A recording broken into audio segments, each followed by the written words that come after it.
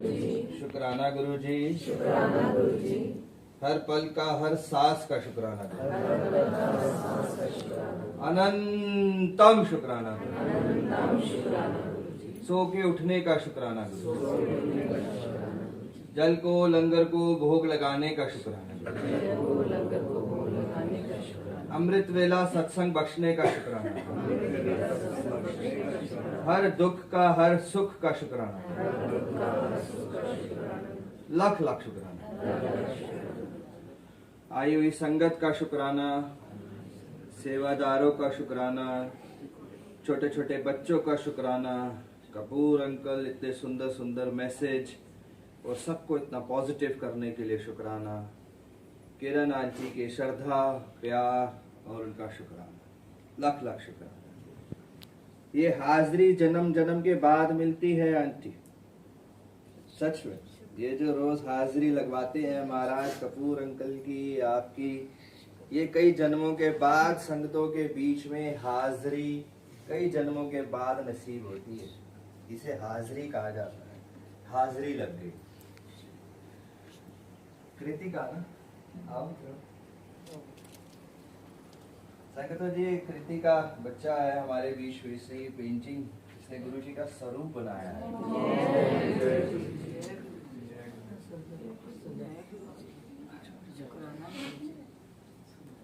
देखिए, आप भूल जाइए कि ये पेंटिंग है, आप सब भूल जाइए कि ये क्या है। इसके अंदर प्यार देखिए, इसके अंदर रब को वास करने की जरूरत नहीं है, इसमें ऑलरेडी रब का वास है। इस फोटो में, इस स्वरूप में, इसमें 100% गुरु का वास है। स्वरूप बहुत सारे रखे हैं वहां पे, सबके अंदर वास नहीं होता। स्वरूप जब घर आ जाता है, जब महाराज स्वरूप घर पहुंच जाते हैं, जब उसके साथ हम श्रद्धा और प्यार के साथ भक्ति करते हैं, तब स्वरूपों में वास होता है। हर स्वरूप में वास नहीं होता। इसी तरीके से इस स्वरूप को बनाते बनाते ही इसमें वास आ गया। 100%। तो ये पेंटिंग नहीं है, ये रब का वास है इस स्वरूप। और मैं हमें एक छोटा सा मैसेज देना चाहूंगा बेटा आपको, कि पूरी जिंदगी पेंटिंग करें, आप सब कुछ करें, मगर जब भी किसी भगवान का स्वरूप बनाए तो बिल्कुल प्योर होके यानी फ्रेश माइंड से, पॉजिटिव थॉट से, उन्हीं भगवान का रूप अपने आंखों के आगे सोच के कि किसका रूप बना रहे हैं, कैसे बना रहे हैं, वो सब सोच के गुरु जी का स्वरूप बना रहे हैं, तो गुरु जी के बारे में सोचते रहे, वो अपने आप हाथ चलता जाएगा। फिर आपको कुछ भी देखने की, करने की जरूरत नहीं है। जब भी किसी भी भगवान का बनाएंगे, उन्हीं के बारे में सोच के बनाते जाएं, और देखिए फिर ऐसे तो हजारों अनगिनत बनते हैं। जय गुरु। बहुत अति सुंदर कह रहे हैं ना, इसके अंदर ऑलरेडी वास। और सबसे ज्यादा श्रद्धा बच्चे की कह रही है कि दरबार के लिए लाएंगे, सबसे बड़ी श्रद्धा। अब जगह भी आप ही सिलेक्ट करो। गुरु जी का वास, गुरु जी का निवास। जय गुरु जी का वास, गुरु जी का निवास। श्रद्धा और प्यार, श्रद्धा और प्यार ऑलरेडी वास है सर। जय गुरु जी, जय गुरु। कल एक बहुत ही सुंदर, आजकल साथ साथ एक और, जितनी श्रद्धा, जितना भाव बढ़ता जाता है, और मन करता है और कुछ ढूंढे सुनने के लिए। कल जेठा जी हैं यूके से, बहुत सुंदर व्याख्या है उनकी भी, बहुत सुंदर शब्द गाते हैं, कीर्तन करते हैं। कल उन्होंने बहुत ही सुंदर एक चीज कही, बहुत ही सुंदर उन्होंने एक चीज कही। आप सब अपना राइट हैंड उठाइए, सब इस प्रकार अच्छे से दिल से, मन से उठाइएगा सारे, यहाँ रखिए। अमृत वेला संभाला हुआ है। जपजी साहिब पाठ पिछले 500 दिन से सुन रहे हैं। आरती शिव की पिछले 500 दिन से कर रहे हैं। कोई संगत 100 दिन से, कोई 200 दिन से, कोई 300 दिन से, सब कुछ कर रहे हैं। तो फिर दुख कैसा? सब अपने लिए सोचे और पूछे, फिर दुख कैसा? फिर दुख क्यों है? फिर किस चीज से गुजर रहे हैं हम सब, और क्यों गुजर रहे हैं? कहीं तो है गलती, कहीं तो है, कहीं हल्की सी निंदा, कहीं हल्का सा अहंकार, कहीं हल्की सी ईगो, कुछ तो है। क्यों नहीं पार हो रहे हैं उसको? बहुत सुंदर उन्होंने यही इसी तरीके से कहा, क्यों है? इतने समय से सेवाएं संभाली हुई हैं, हम सबको महाराज ने सेवाएं बख्शी हुई हैं, सेवादारों, फिर क्यों? जब इतने समय से इतना कुछ संभाला हुआ है और सबसे बड़ा अमृत वेला संभाला हुआ है सब, फिर किस लिए? तो हम सब बैठे अपने साथ, अपने महाराज के साथ, और वो अपने अंदर की गलतियों को हम सब ढूंढे। रोज सुबह हम सब अमृत वेला संभालते हैं। रोज सुबह जपजी साहब, रोज सुबह चुपाई साहब, रोज सुबह अनंत साहब, रोज सुबह अरदास, रोज सुबह शिव की आरती, रोज सुबह मंत्र जाप, रोज सुबह महाराज ने बख्शा सब, रोज सुबह। तो फिर कैसा दुख, फिर कैसा संकट, फिर कहाँ से आएंगी ये सारी चीजें? कहाँ से आएंगी? नहीं आ सकती। कहीं से है, हमारे अंदर ही कुछ है। जय गुरु जी। बहुत ही सुंदर सत्संग एक महाराज ने पहले भी शेयर कराया था, आज फिर से वही सत्संग शेयर कराने का हुक्म है। और कई संगतें ने ये सत्संग नहीं सुना। जितनी श्रद्धा हम सबकी बढ़ती जाती है संगतों जी, जितना प्यार हम सबका बढ़ता जाता है, धीरे धीरे हम सबको दर्शन प्राप्त होते हैं। छोटे दर्शन, बड़े दर्शन सब प्रकार के होते हैं। छोटा दर्शन, बड़ा दर्शन, कई संगतों को कल जोत में दर्शन हुए, कुशन में दर्शन हुए, चोलों में दर्शन हुए। जिस प्रकार श्रद्धा बढ़ती जाएगी उस प्रकार दर्शन बढ़ते जाएंगे संगतों। धीरे धीरे गुरु महाराज बात करने लगेंगे हम सबसे, धीरे धीरे हमारे सपनों में आने लगेंगे। धीरे धीरे अवस्था बढ़ती जाएगी, धीरे धीरे रूप बदलते जाएंगे। धीरे धीरे आगे से संगत बात कर रही होगी, हम सबको लगेगा जैसे गुरु जी बात कर रहे हैं। धीरे अपने आप ऐसा होता है। कोई भी कहीं से भी मैसेज आएगा तो लगेगा साक्षात गुरु जी ने ही दिया है, उन्हीं की वाणी है। जितनी श्रद्धा और प्यार बढ़ती जाएगी, इसी प्रकार अवस्था जितनी बढ़ती जाएगी उस प्रकार दर्शन हम सबको प्राप्त होते जाएंगे।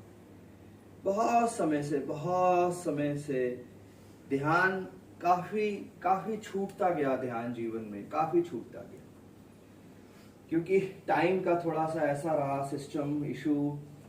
लॉकडाउन में बहुत अच्छे से ध्यान हो पा रहा था, महाराज बहुत अच्छे से ध्यान बख्श रहे थे। धीरे धीरे ध्यान का समय थोड़ा कम होता गया। फिर महाराज ने ध्यान सपनों में शुरू कराया। सपने भी ध्यान है संगतों जी।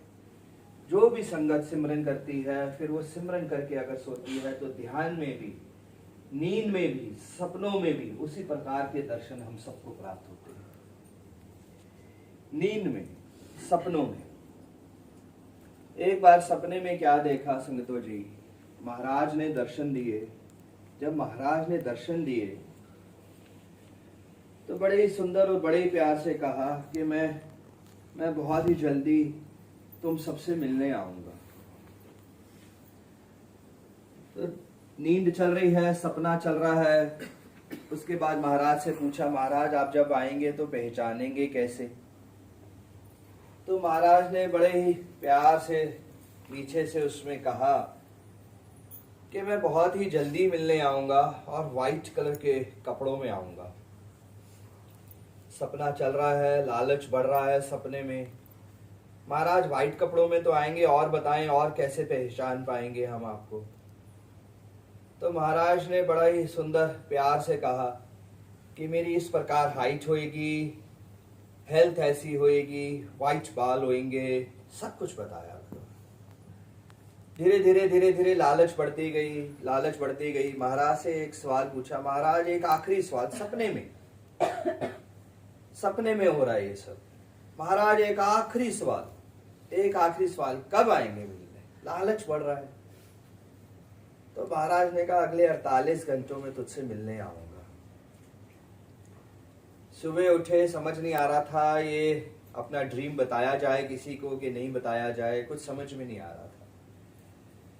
सुबह उठ के शालिनी से जिक्र किया कि शालिनी अगले 48 घंटे में वाइट कलर के कपड़ों में, वाइट हेयर, हाइट थोड़ी इस प्रकार होएगी एंड ज़्यादा हेल्दी नहीं होंगे। अगर कोई भी आपको लगता है कोई आता है तो उनको बिठा लेना और मुझे बुला लेना। और मैंने भी ये सोच लिया कि अगले 48 घंटे तक कहीं नहीं जाऊंगा। 2 सेवादार और थे, अनुज अंकल और एक और अंकल। उन दोनों को भी यही मैसेज दिया क्योंकि वो वहां पे आया करते थे पूरा दिन, उनके कुछ जॉब के वो थे और काम संभालते थे। उन दोनों को भी ये मैसेज दे दिया थोड़ी देर बाद। 3 संगत को, 3 सेवादारों को ये मैसेज दे दिया कि अगर बाई चांस शालिनी इधर है तो वो रोक के रखें और ऐसे ऐसे। बस दिमाग तो पागल है, कुछ इसका इशारा है क्या है कुछ पता नहीं, बस दिमाग तो पागल है। कुछ ही घंटों बाद संगतों जी 2 बजे के आसपास गेट तक जाना हुआ, जहां महाराज ने पहला दरबार लगाया था आइवरी में। गेट तक जाना हुआ। जब गेट से वापस आए तो अंदर दरवाजे पे शालिनी बड़ी तेज तेज रो रही थी। मैंने शालिनी से पूछा, मैं कहा क्या हो गया, रो क्यों रहे हो? कहती अंदर आओ। मैं अंदर आया, दोनों सेवादार वहीं खड़े थे। जब मैं अंदर आया तो वाइट कलर के कपड़ों में एक आंटी बैठी थी, वाइट हेयर, हाइट इतनी, और हेल्थ भी उनकी ज्यादा नहीं थी। हम सब उनको वाइट हेयर आंटी कहते हैं। जब आंटी आके बैठी, वो शालिनी रोई जा रही है, रोई जा रही है, उधर से दोनों सेवादार भी रो रहे हैं कि ये कैसे, ये क्या हो रहा है, ये कौन है ये? मैं तो सीधा आया और उनके चरणों में मैं कहा महाराज मैं तो आप ही का इंतजार कर रहा था। उन्होंने भी एक चीज कही बड़ी ही सुंदर, कहती मैं इधर आगे से निकल रही थी, अभी 5 महीने पहले ही गुरु महाराज ने उनको अपने चरणों में लिया है। मैं इधर से क्रॉस कर रही थी एक, और अंदर से एक एनर्जी ने मुझे पुल किया और मैं अंदर आके बैठ गई। उनको पता नहीं था कि दरबार है, उनको कुछ भी नहीं पता था, और अंदर आके वो बैठ गई। मैंने कहा वो कोई एनर्जी नहीं पुल कर रही थी, महाराज ने आपको यहाँ भेजना था और आपने आना था। उनको सारा ड्रीम बताया, उनको सारी चीज बताई। आंटी भी रो रो के बुरा हाल। हम पांचों के पांचों रोई जा रहे हैं, रोई जा रहे हैं, रोई जा रहे हैं, और बस शुक्राना करी जा रहे हैं, शुक्राना करी जा रहे हैं, मगर जवाब नहीं मिल रहा। तभी इनकम्प्लीट सा मैसेज, जवाब नहीं मिल रहा है कि ये हो क्या रहा है, क्या हो रहा है, इसका जवाब क्या है। 2 ही चीजों का मन में एक सवाल आया, या तो महाराज साक्षात खुद सारी संगतों को ब्लेस करने आए हैं, या क्या कारण है समझ में नहीं आया। जिक्र होता रहा तो आंटी ने जिक्र किया कि आंटी का एक बेटा है जो बहुत ही ब्लेस बच्चा है, बहुत ही ब्लेस बच्चा है, एंड वो बच्चा स्पेशल बच्चा है। बहुत सारे रोग हैं उसको, बहुत सारे रोग। आंटी ने जिक्र किया कि वो गाड़ी में बैठा हुआ। जब आंटी ने जिक्र किया वो गाड़ी में बैठा हुआ है, तो हम सब गए, उसको गाड़ी से लेके आए, उसको यहाँ बिठाया और उसको लेके आए दरबार में। जब दरबार में आए तो बच्चा नीचे जमीन पे आते क्रॉल करते करते करते आया और सीधा चरणों को हाथ लगाया और कहा जय गुरु जी। और बच्चा वो वापस जाके उस सोफे पे जाके बैठ गया। बच्चे ने बड़ा ही सुंदर नाम दिया मुझको, फ्रेंड।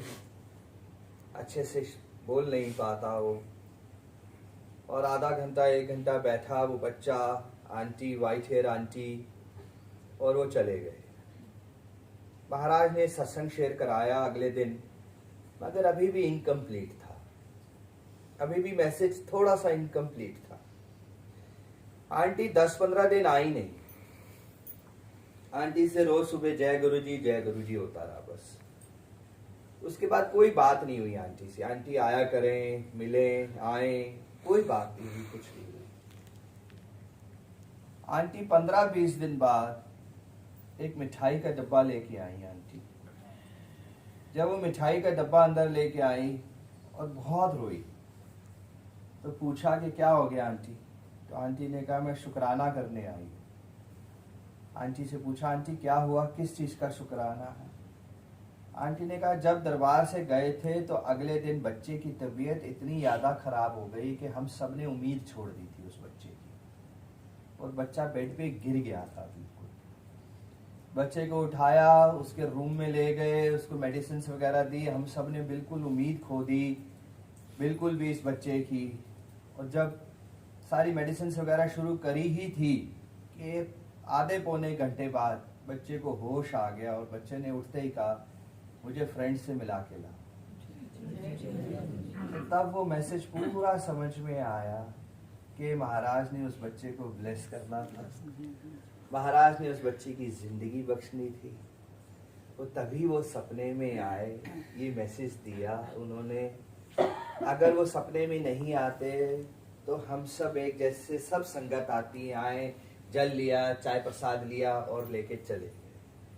वो स्पेशल एक आंटी को हम सब ने समझा, आंटी से जिक्र किया, परिवार के बारे में पूछा, उनके बच्चों को, उनके बच्चे को दरबार में हम सब लेके आए। अगर वो मैसेज, अगर वो सपनों में नहीं आते तो इतना सब कुछ नहीं होता। अगर वो सपनों में आके इस प्रकार मैसेज ना देते तो इस प्रकार नहीं होता।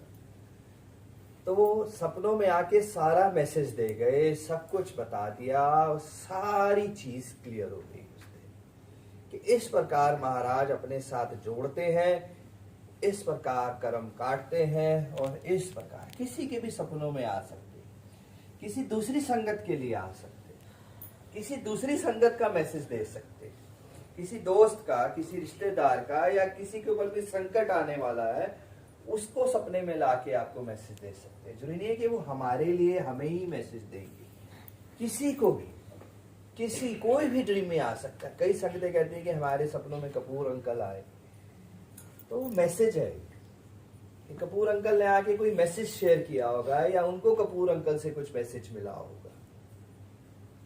तो ये सपनों में आना, मैसेज मिलना, ये सब बहुत बड़ी बख्शा संगतों जी, बहुत बड़ी। बहुत सारे मैसेजेस देते हैं, हर मोड़ पे, हर दुख पे, हर जगह पे हम सबको बचाते हैं, हर दुख से बचाते हैं, हर खड्डे से बचाते हैं कि हम उसमें गिर ना जाए, हर चीज से बचाते हैं हमें। मगर हम सब इतने नादान हैं कि समझ नहीं पाते, इतने नादान। कितनी ही चीजें रास्तों से हटती जाती हैं, कितने ट्रैफिक हटते जाते हैं। जब हम पैदल चल के कहीं जाते हैं तो वो रास्ते साफ होते जाते हैं, कितने खड्डे भर दिए जाते हैं। इसी तरीके से कि वो संकट खत्म होते जाते हैं, वो सब हम सबको दिखाई नहीं देते, वो सब हम ढूंढ नहीं पाते। कितनी बार होता है सीढ़ियों से गिरने लगते हैं और हमें गिरते गिरते एकदम से बच जाते हैं। वो होता क्या है? वो होता यही है कि महाराज हम सबके साथ खड़े होते हैं, वो हमको संभाल लेते हैं, हमारे दुख से, हमारी तकलीफ से, हमारे गिरने से हमें संभाल लेते हैं। हर पल हमें संभालते हैं, हर पल, हर क्षण हमें संभालते हैं, हर दुख से निकालते हैं, और छोटे छोटे दुख से भी। ऐसा नहीं है कि बड़े दुख, छोटे छोटे दुख जो हम सबको समझ में भी नहीं आते, जो हमको दिखाई भी नहीं देते। चलते चलते कारपेट अड़ गया, गिरने लगे, वो महाराज होते हैं जो दूसरे हाथ से पकड़ लेते हैं। छोटे छोटे दुख से हमको पकड़ते हैं, हमें संभालते हैं, हम सबको इसी प्रकार हर दुख का, हर पल का शुक्राना करना चाहिए महाराज का। और जो भी मैसेज मिलते हैं उनको बहुत बड़ा मैसेज समझना चाहिए, बहुत बड़ा मैसेज मिलना चाहिए। जुड़ जाए संगतो जी, जुड़ जाए। ये हाथ यही रह जाना चाहिए, ये हाथ यही रह जाना चाहिए। दिमाग को छोड़ दें सब। दिमाग सबसे बड़ा दुश्मन है, सबसे बड़ा दुश्मन हमारा दिमाग है। दिमाग सिर्फ कैलकुलेशंस में लगाएं, सिर्फ व्यापार में दिमाग लगाएं बस, सिर्फ और सिर्फ खर्चों में दिमाग लगाएं अपना बस, और किसी चीज में दिमाग ना लगाएं। सत्संग जाने में, संगतों में, अमृत वेले में, किसी भी चीज में अपना दिमाग ना लगाएं। महाराज के दर्शनों में दिमाग ना लगाएं। ऐसा कैसे हो सकता है, ऐसा क्यों हो सकता है, ऐसा नहीं हो सकता। दिमाग लगाना छोड़ दें बिल्कुल। महाराज हमारे यहां बसे हैं दिलों में, दिमाग लगाना बंद कर दें, बिल्कुल लॉक कर दें दिमाग को। दिमाग सबसे बड़ा दुश्मन है। दिमाग दौड़ाने बिल्कुल बंद कर दें अपने